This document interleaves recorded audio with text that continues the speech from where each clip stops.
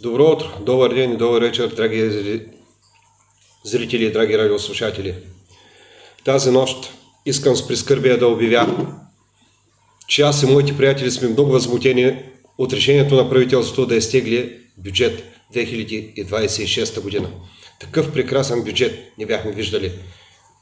С подсигурени увеличени данъци, всичко както се му редат. Пред света щеше да изглеждаме, че имаме пари, драги зрители и драги радиослушатели. А сега какво ще изглежда?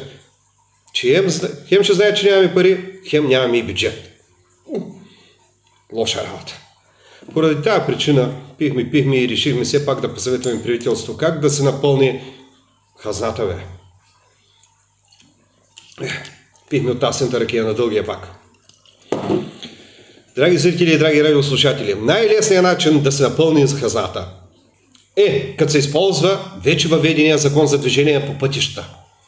Хубав закон, с хубави глоби, прекрасен закон, големи глоби, всичко както се му е реда.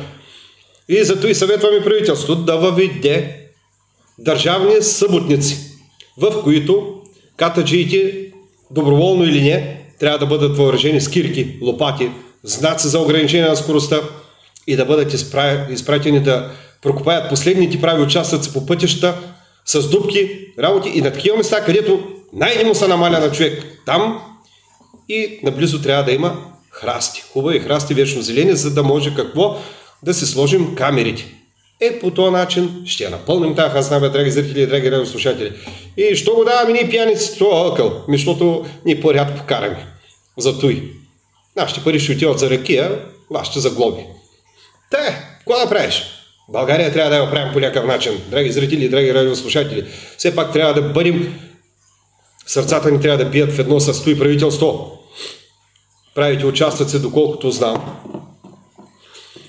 Трябва да ги избере правителството. Ама понеже там трудно се намира интелект, изкуствен или естествен, ще ги избере програмата за изкуствен интелект, която се води тъп апдейт на правителствени абдали, народни ахмаци и резелници. Накратко, тапанар.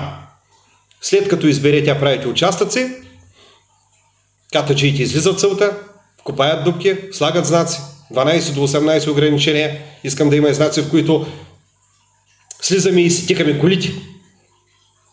И пълним тая хазна. Айде, чао! Чудям да пия.